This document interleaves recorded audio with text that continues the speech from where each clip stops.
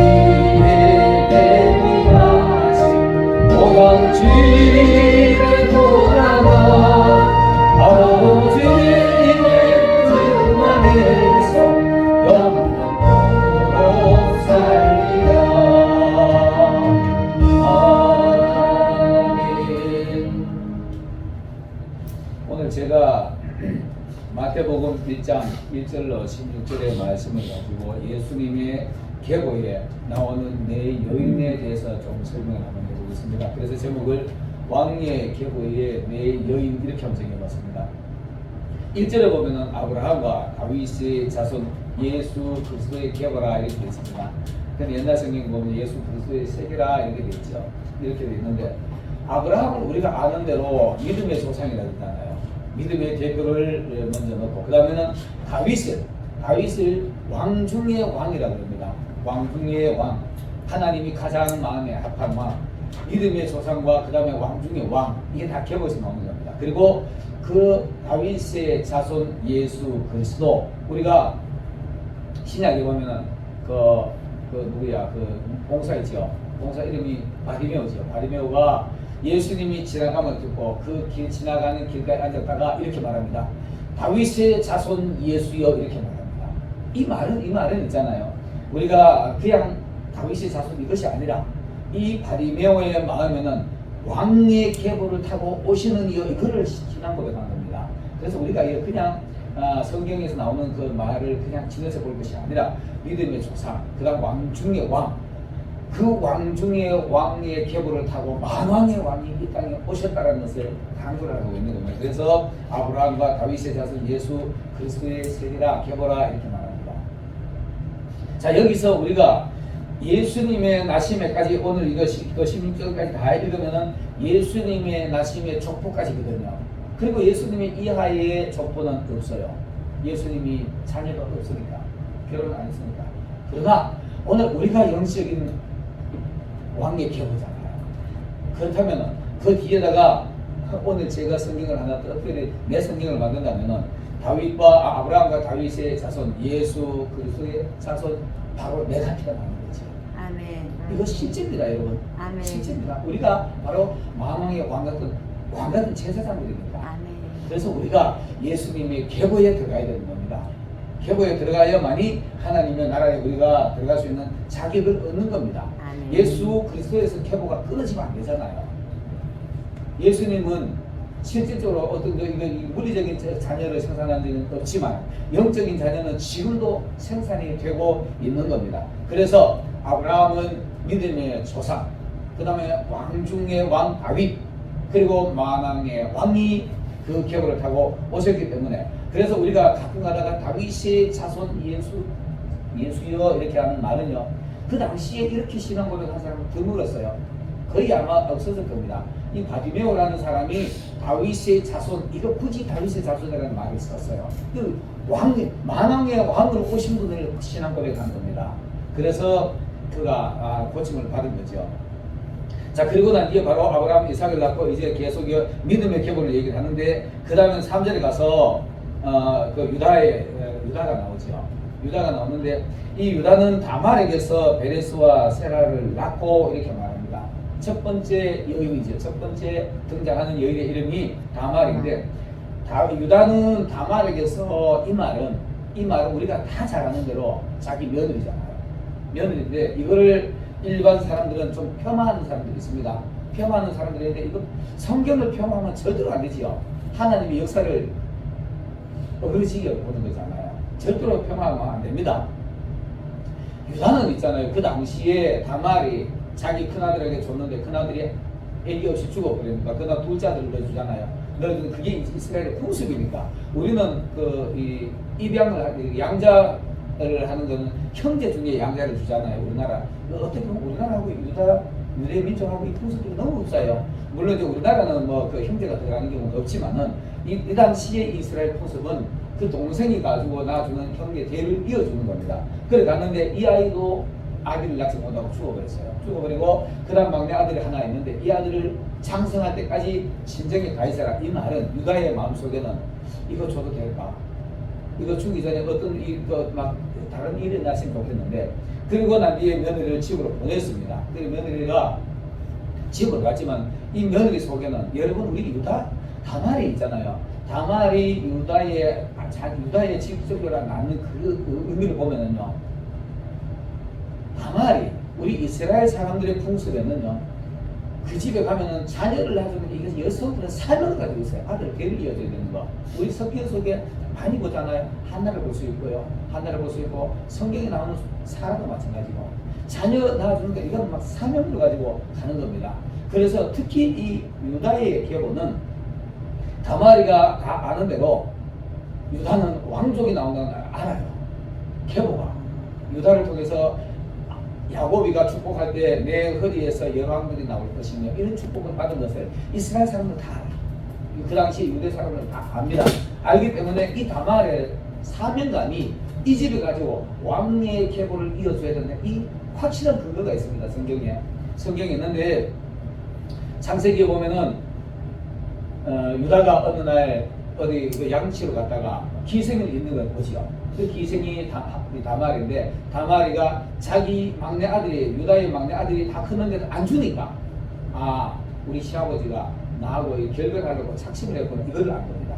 그리고 나중에 안 주면은 이 집을 가지고 사명감을 가지고 계보를 이어줘야 되니까 기생 옷을 입고, 기생 옷이 아니고 쉽게 말해주고 창녀 옷을 입죠. 창녀의 화장을 하고 가지고 자기 시아버지를 유혹을 하는 겁니다. 이거 사실상 유혹이라고 그러지만은 다말의 마음속에는 그 집안에 가지고 대를 이어야 된다는 이 사명감을 가지고 그 시아버지를 유혹한 겁니다. 그 근거가 어디 있냐 하면은, 유혹할 때 보면은 이렇게 말합니다. 유다가 가지고, 야, 내가 너희들 데서 들어가고 싶은데 너희들 무엇을 줄까? 내가 양 한 마리 줄게. 그 대신에 염소 한 마리 줄게. 염소 한 마리 주는데 그 전에 염소가 지금 없으니까 그 전에 무슨 약속을 줄까? 이렇게 말할 때 유다가 이렇게 말해요. 예, 알겠습니다. 당신이 가지고 있는 도장 주세요. 이 반지입니다. 반지 주세요. 그 다음에는 지팡이 내내 맡겨주세요. 그리고 허리띠 맡겨주세요. 이거 세 가지를 단복물로 잡아요. 단복물로 잡고는 다말이가 사려버립니다. 옷을 싹 가리고 이제 사라지는데 나중에 양을 가지고 가보니까 그 동네는 그런 창기가 없다라고 말해요. 그러니까 자기가 가지고 뭐 도장 다시 만들면 되고 지팡이 까두면 되고 허리띠 만들면 되잖아요. 유다의 마음은 그래요. 그러나 다말의 마음은 이거 왕족이라는 것을 확신을 가지고 그러려고 했는 겁니다. 왜 그러냐? 그 당시에 유력자 유다, 보아스, 다윗 이 반지가 바로 왕의 반지입니다. 왕의 도장인데 이 도장을 가지고 이 문서에다 딱 찍으면 그때부터 법이 돼요. 그 나라의 법이 돼요. 그래서 왕의 반지를 갖다가 달라고 했더니 요구한 겁니다. 그리고 지팡이 마찬가지죠. 모세의 지팡이. 대부분이 왕들이 아하수에로 왕이 에스더에서 보면 아하수에로 왕이 금지팡이를 들고 있어요. 금지팡이를 들고 있는데 그 금지팡이는 지휘 예전에 지팡이를 생각한 적이 있죠. 뭐든지 지휘라는 겁니다. 지시하는 겁니다. 그 왕의 지팡이를 왕의 지휘봉을 얘기하는 겁니다. 그걸 요구한 거예요. 그리고 또 왕의 띠, 이 허리띠는 왕의 허리띠를 얘기해요. 왕들이 보면은 어쨌거나 띠를 메고 있죠. 그 당시에 왕들이 그다음 유력자들이 띠를 메고 있는 이 띠는 보통 띠가 아니었어요. 왕들이 가지고 있는 띠였습니다. 그 띠였습니다. 그래서 이 다말이가 세 가지를 요구를 한 겁니다. 요구를 했는데 유다가 그걸 줬어요. 주고 난 뒤에 없으니까 잘 되었다고 생각했는데 어느 날 어떤 사람이 와주고 여보시오 당신의 며느리 다말이가 임신했답니다. 이 소리를 들은 거예요. 그러니까 유다의 마음속에 옳지 잘 됐다. 이건 막내까지 줬다가 막내까지 잘못되면 대가 끊어지니까 큰일 날 줄 알고 잘 됐다가 이건 처리하려고 끌어내라. 당연히 끌어내라. 이렇게 끌어냈어요. 끌어내가지고 야 너 도대체 우리 막내하고 가까이 한 적도 없는데 누구의 아이냐 이렇게 물었어요. 그러니까 그 당시에 다말이 그거를 세 개를 던져낸 겁니다. 반지, 지팡이 그렇게 갖다 던진 건데 이 주인은 누군가 알아봐라 이랬어요. 그때 유다가 깜짝 놀랐어요.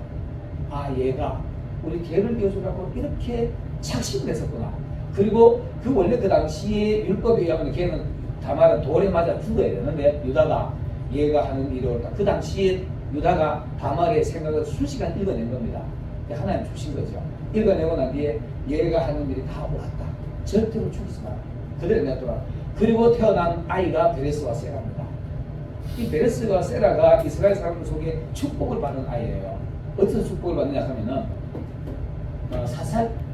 사사기 후미에 가면은요. 루키 마지막이지. 루키 마지막에 가면은 룻이 자녀를 낳습니다.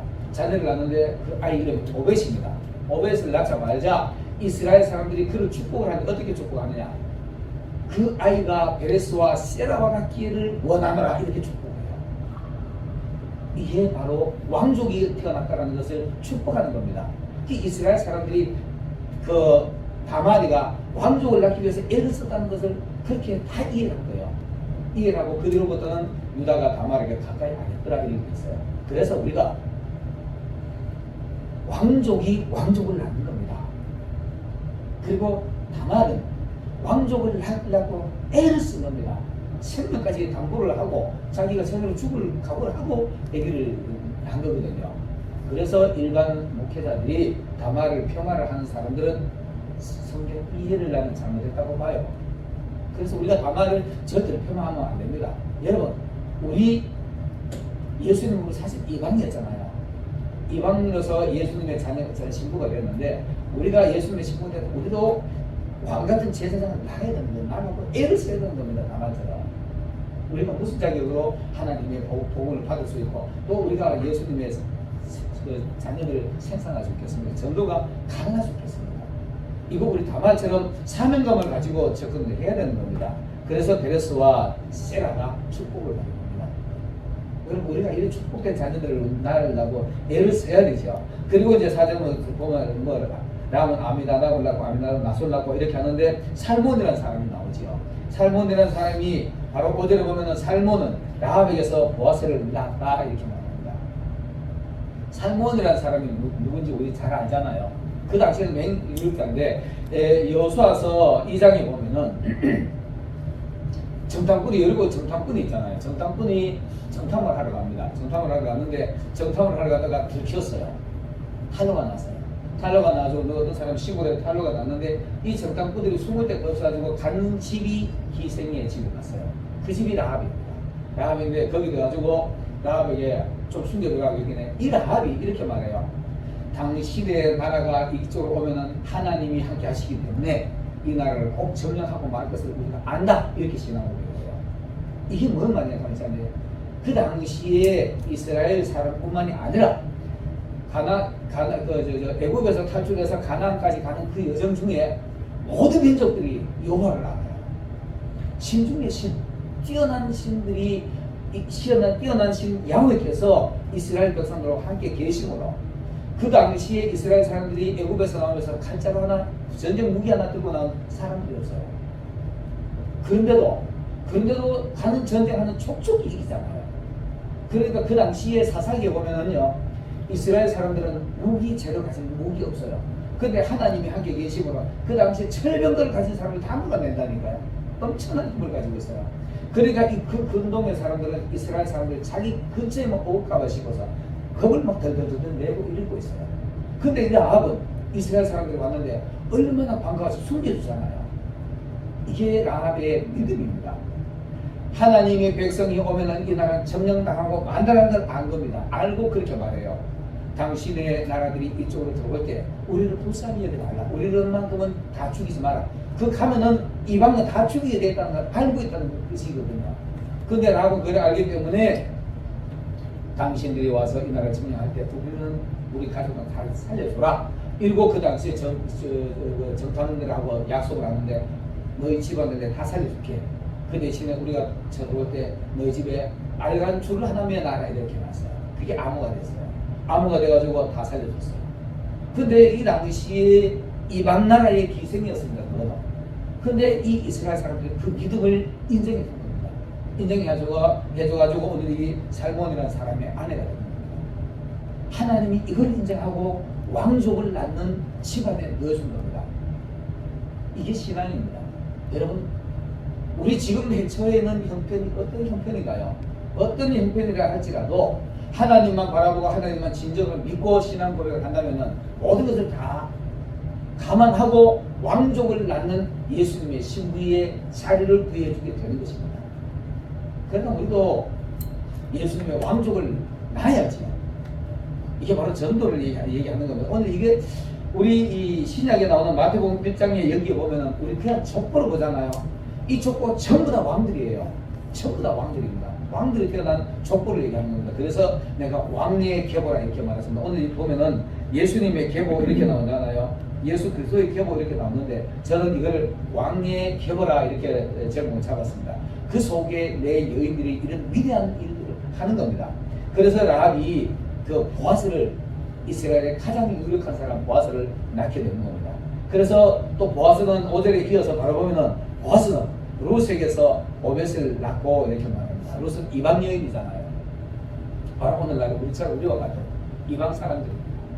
이 이방 여인이 룻은 우리가 또 아는 대로 룻기에 보면은 룻기 1장 15절, 16절, 17절 여기 보면 룻의 위대한 신앙 고백이 나와요.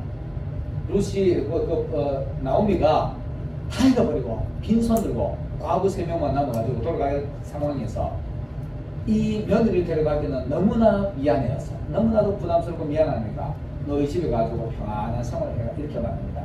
너희 집과 시집도 좋은 데 다시 재혼해가지고 멋진 가정 이뤄가지고 좋은 남자만에 살아라 이렇게 말하는데 오르반은 돌아가죠. 오르반은 내심 방금 그 당시에 체면상 아닙니다 그러다가 돌아가잖아요. 근데 룻의 마음 속에는 하나님에 대한 동경, 아까도 얘기했지만 그 근동의 사람들은 야훼 하나님이 오면 다 이긴다는 걸 알아요. 근데 모든 사람은 야훼 하나님을 무서워하는데 이 라합은 그 하나님을 동경을 했고 오늘 이 룻도 그 야훼 하나님을 동경을 했던 겁니다. 그리고 에비멜렉의 집안의 시집간들을 너무나 소중하게 생각했던 거예요. 그리고 자기 남편 기론은 죽었는데도 그 시험을 따라가지고 이스라엘의 야훼 하나님을 동경하는 마음으로, 그리고 그 위대한 백성을 동경하는 마음으로 따라가는데, 그 고백을 이렇게 말해요. 어머니가 가시는 곳에 나도 갈 것이며, 어머니가 잠자는 곳에 나도 잘 것이며. 자, 어머니가 가는 곳 어디입니까? 이스라엘에 완전히 낯선 이방입니다. 이 루시에게는 완전히 낯선 곳이에요. 낯선 곳인데도 그걸 따라가는 거고, 어머니가 가서 주무실 때, 어머니가 잠자는 곳에 나도 잘 것입니다. 사실 노숙자 생활하는 겁니다. 집도 없고 전도 없고 아무도 다 팔아먹고 왔으니까. 다 팔아먹고 왔으니까 노숙자 생활하는데도 그 이스라엘 동경하는 마음으로 어머니 잠자는 길까지 하면 길거리 잘 크겠습니다. 일마를 따라가는 거예요. 그 다음에는 어머니의 하나님이 내 하나님이 되고, 이 말이 가장 위대한 말입니다. 어머니의 하나님이 나의 하나님이 되고, 어머니의 백성이 내 백성이. 나는 이미 이 집에 와가지고, 우리 여기서는 좀 적당한 말 안 할지 몰라도요, 옛날에 우리 너 그 집 시집까지 그 집 킨신대라 이런 거 하잖아요. 그 집 식구대라 이런 얘기 하는 거잖아요. 이 루시 그 고백한 거예요. 나는 이미 어머니 집안의 가족입니다. 그래서 어머니의 백성이 내 백성이 됩니다. 이 말 한 겁니다. 멋진 신앙 고백이잖아요. 그리고 어머니가 죽어 장사되는 곳에 나도 거기 죽어 장사될 것이다. 이거 이외에 어머니 날 보고 떠나는 것만 절대로 순종 안 할 겁니다. 이거는 순종할 말이 아니잖아요.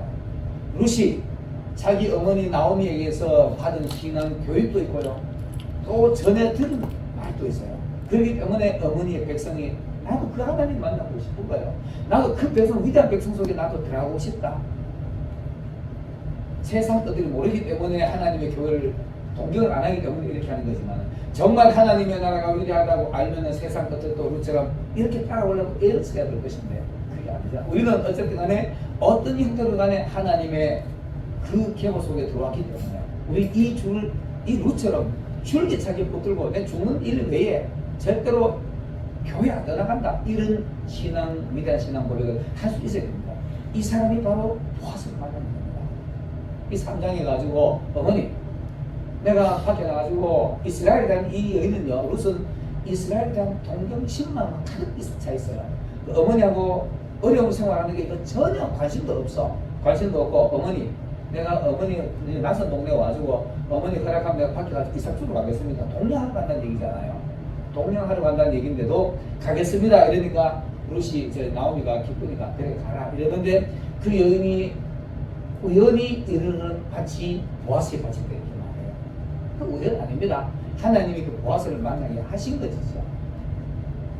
그래가지고 보아스가 가지고 밭에 가서 만나니까, 보아스가 안 그래도 야 저놈 참 대단하고 어떻게 낯선 동네 와가지고 저 빈손인 저 시어머니 혼자 보고, 남자도 없는데 캡도 없는데 그거 이스라엘 백성이 그것만 들고 왔는데, 그 아이가 너무나 가상하니까 그 보니까 얘는 혼자 가기는 마음이 따라 그 마음이 여인이니까, 야, 니 대단하다. 너 어머니 그 사랑하고 하는 것도 대단한데 이 밭에 이사까지 그 부수를 들여모시고 왔으니까, 너무나 이쁘니까 내가 네 소문 다 들었다.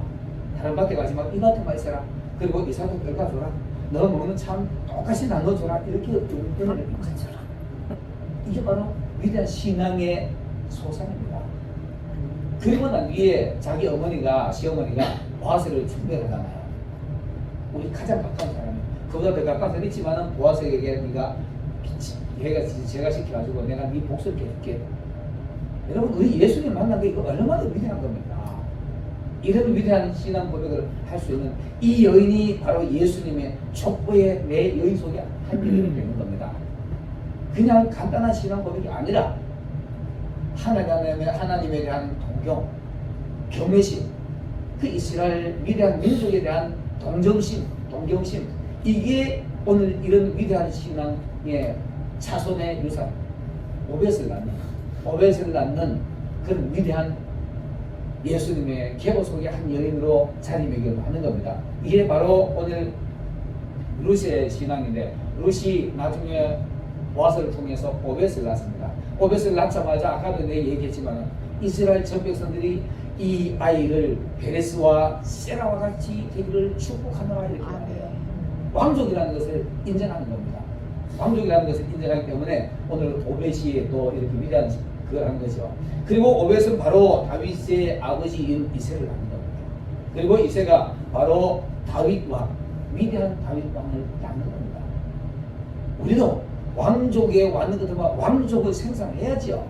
전도를 얘기하는 겁니다. 왕족을 전도하는 낳는 것을 얘기를 하는 겁니다. 자, 그리고 오늘 또 특별한 내용 구절이 하나 나옵니다. 6절에 보면은 이새는 다윗 왕을 낳으니라 라고 말하면서 다윗은 우리아의 아내에게서 라고 표현을 써요. 다른 거는 나중에는 뭐 직접 이런 거 쓰는데요. 여기도 그대로 쓰는 것들은 다윗은 바세바에게서 솔로몬을 왕을 낳았다 이렇게 해야만이 앞에하고 형평성에 맞을 거예요. 근데 굳이 우리아의 아내에게서 라는 표현을 썼어요. 이거 왜 이렇게 썼을까? 다윗의 행위를 보면은 아마 이렇게 이런 표현은 그 다윗의 행위를 보고 썼지 않았나 싶어요. 다윗이 왕이 돼가지고 전쟁을 할 때마다 전승을 하잖아요. 패배라는 그게 없습니다.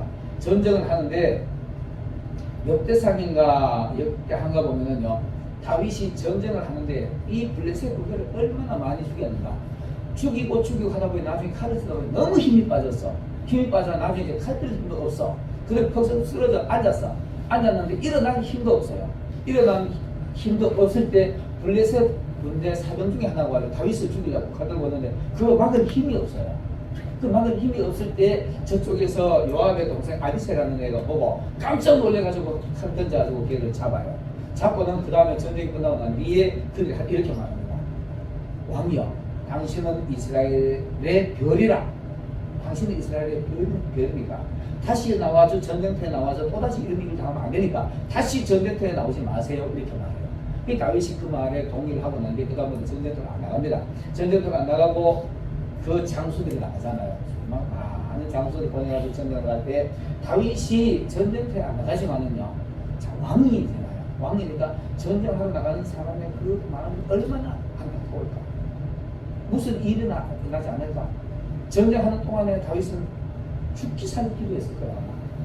죽기 살기 기도했을 건데 기도하는 장소가 방에 자기 이런 내용은 이렇게 마음이 좀 들이대죠.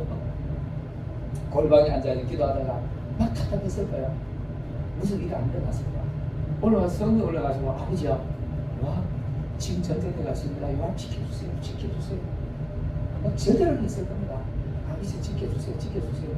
막 절대로 기도하고 성에 왔다 갔다 하다가 우연찮게 옛날에 왕 궁궐이지만은요, 옥상에서 아마 이웃 집하고 불과 얼마 안 됐을 거예요. 근데 거기 목욕한 여인 바세바를 봤어요. 자, 여기서 내가 오늘 바세바의 마음을 좀 보고 싶습니다. 다윗은 이렇게 아주 한순간에 마음이 걸렸어요. 마음이 걸렸습니다. 바세바는요, 우리아의 아내지만 우리아도 한 장수예요. 하나의 장수인데 아마 백부장인지 십부장인지 모르겠지만 하나의 장수야. 우리가 전쟁터에 가는데 순간에 바세바는 바로 옆에 왕이 얼마나 멋있게 보였을까. 나도 저런 왕족을 한번 나고 싶다는 간절한 마음이 있었을 거예요. 그 간절한 마음으로 다윗을 유혹한 겁니다. 난 이렇게 봅니다. 그러나 바세바의 마음에는 왕족을 낳고 싶은 그런 간절한 마음이 있었을 거예요. 그러니까 그게 옥상에 올라가지고 어쨌든 간에 방법은 안 좋았지만 다윗이 그 한순간에 보니까 너무나 아리답더라 이렇게 표현해요. 아리답더라. 눈에 사랑이 보이는 것이 아니라 이성이 보이는 거죠. 그러니까 살그머니 불러냈잖아요. 살그머니 불러내가지고 합방을 하고 난 뒤에 그 다음에는 아차 내가 실수했구나, 이걸 강조하기 위해서 우리아의 아내라고 얘기해 주신 거예요. 나는 이렇게 봅니다. 다윗이 그 여인의 정상 그 왕족을 하고 싶어 이 마음을 읽은 것이 아니라 자기는 그냥 한순간에 아리따운 여인을 봤기 때문에 그 여인을 불러가지고 넘지 말아야 할 선을 넘었다. 이거를 강조하기 위해서 우리아의 아내라고 표현했지 않았나 싶어요. 그리고 난 뒤에 다윗이 하는 행실이 보면 다 리얼하게 보입니다. 리얼하게 보이는 이유가 뭐냐 하면은, 그리고는 겁이 나니까 우리아를 전쟁터에서 불러내잖아요. 그리고 내 아내가 합방해라. 이게 다윗의 안 좋은 것을 말하기 위해서 우리아의 아내라고 표현을 썼을 겁니다. 그러니까 이 우리아가 아이고 왕이여 무슨 말입니까? 우리 장수들, 우리 사병들, 우리 동료들 다 전쟁하는데 내가 무슨 마누라하고 같이 가지고 편안하게 삽니까? 난 저리로 서서 차라리 내가 왕궁 앞에 지키겠습니까? 잠 안 자고 왕궁 앞에서 부서 서고 있는 거예요. 그러니까 다윗이 애가 타는 겁니다. 야, 너 왜 안 가서 오늘 당장 가서 집에 가서 아내하고 합방하고 와. 이런 거 끝까지 안 가는 거예요. 그게 다급해졌잖아요. 근데 우리 아이 아내는 보니까 이미 아마 임신해. 큰일 난 겁니다. 합방을 하면은 변명을 하는 여지가 있을 거 아닙니까? 성경이 뭐 그런 게 있어요. 내가 지금 말하는 건 나는 유추하는 거지만.